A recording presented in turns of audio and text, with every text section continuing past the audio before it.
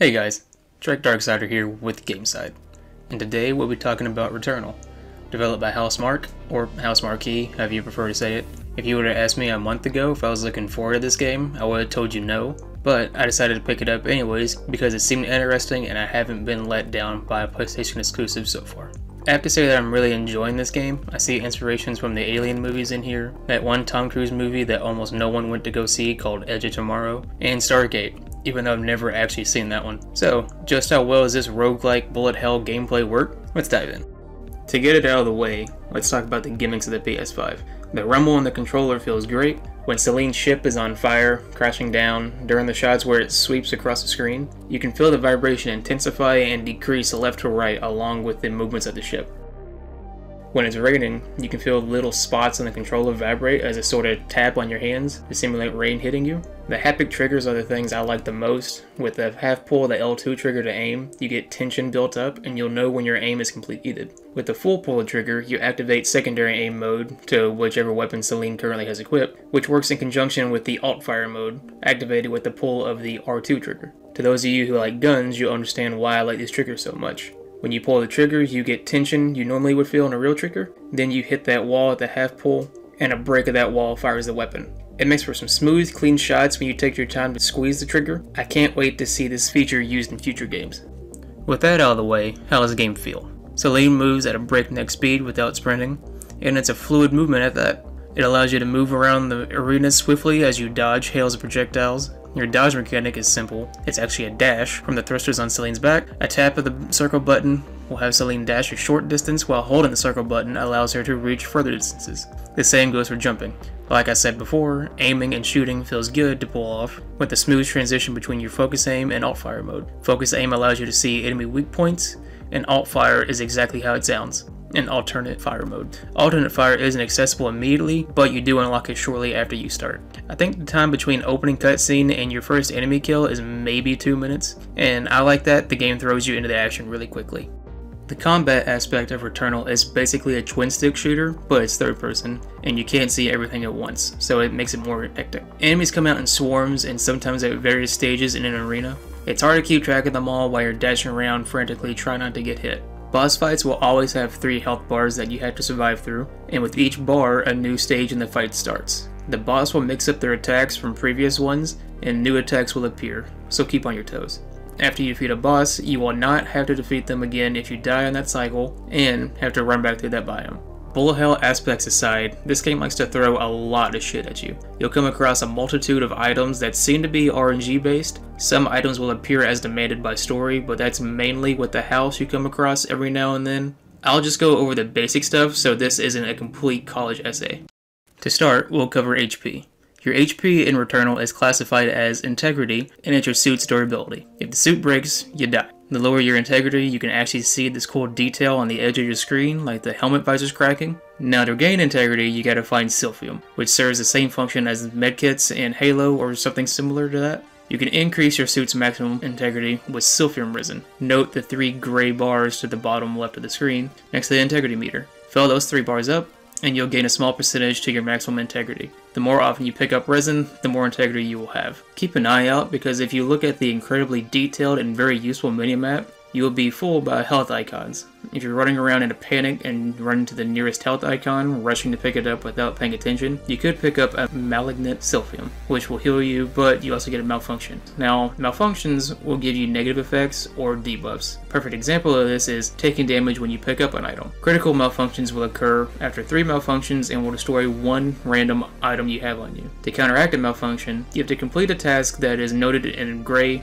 text underneath the malfunction on the upper left-hand side of your screen. It could be as simple as killing 10 enemies or using 1 consumable. Sometimes enemies will also give you a malfunction if they hit you, but I've only seen it happen once or twice. Resin is also a malignant counterpart as well. Pretty much anything beneficial to you has a twin to that. Obolites are what you pick up off of enemies, and it's something I'm usually short on all the time because it goes away after a short amount of time after it hits the ground, and I'm always far away from an enemy. With Obolites, you can buy special items at fabricators or pay for stat upgrades at an augment station. Fabricators are usually in their own little rooms, and they allow you to buy consumables, artifacts, which grant special perks or upgrades. Keep in mind that stats do reset on each cycle, and barely anything is permanent. As a workaround from finding resin, you can get lucky and find a suit integrity upgrade at one of these fabricator augment rooms. There is also protection upgrade, which lets you take an additional hit before you lose adrenaline.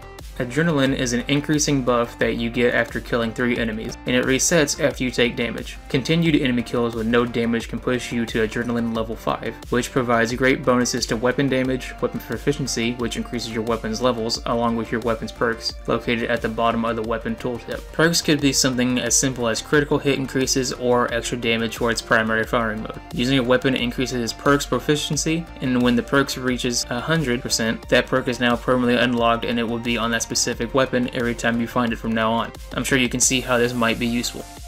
Another key feature is parasites. Unfortunately, you won't be growing blades out your body or anything like the anime, but they're still pretty handy. They work as a risk-reward feature, example being, a parasite could give you an adrenaline boost is 1 less, so instead of 3 kills for an adrenaline boost, you only need 2.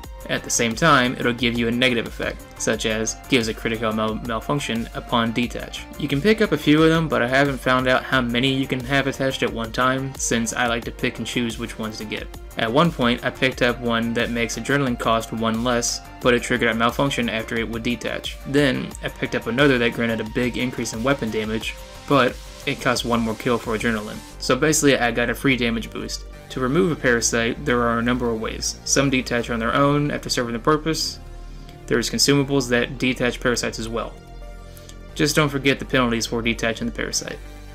The weapons of Returnal are fun to experiment with, especially since alt-fire modes can change with any weapon you pick up. There's a standard pistol that you start with on each cycle, which is actually pretty good once you get some levels into it. There's the Tachyomatic Carbine, my personal favorite, which is basically an assault rifle. The Spitmaw Blaster, which is a shotgun, which is not my favorite. The Thermogenic Launcher, which works like a missile launcher. I also don't like this one. Then there's the Electropylon Driver, which is this cool ass thing that lets you fire stakes which connect together by electric currents and zap anything in them. There's also the Hollow Seeker, which is another badass gun that's like 3 assault rifles taped together.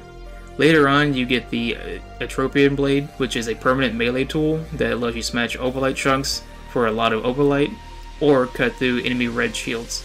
I'm sure there's 1 or 2 more weapons that I haven't unlocked yet, but between weapons' primary firing modes and their randomized alt-fire modes, there's no shortage of ways that let you shred through enemies. As you explore the world, you'll come across various items that will help you in your journey. The Hermetic Transmitter lets you use the translocators that are scattered around the world. However, these are limited to the biome that you're in. So you can't take a teleporter from the first biome to the third biome. You gotta work your way through each area that you was in to get back to where you were.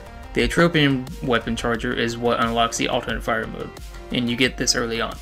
The Ikarian Grapple is akin to the hookshot from Legend of Zelda, and it's got a pretty decent range on it. Celine's house key, which will be lying around in a random spot on this alien planet, will give you access to the house that you find periodically throughout your cycle for the more horror-intense experiences. More on that in a bit. You'll also find typical keys which can unlock doors and chests, as well as special keys like the Crimson Key, which unlock giant portals that will send you to the next biome. I decided to cover the story last, and I'm going to keep it short. It's actually a good story in my opinion, and it's better experienced than told. Celine works for Astra, I guess that's like some of this world's version of NASA. She intercepts a distress signal, and she hones in on its origins with the intention of investigating. Much like in the movie Alien, this is a bad idea. She crash lands and is forced to relive that day over and over again, fighting aliens that remind me of the alien threat from Edge of Tomorrow. Her one objective is to get to the source of the signal called White Shadow broadcast and hopefully break the cycle, which will let her escape the planet. The house I mentioned before gives you details about Celine's childhood, and it starts connecting the dots to things that's actually happening on the planet. But that's all I'm going to say about that.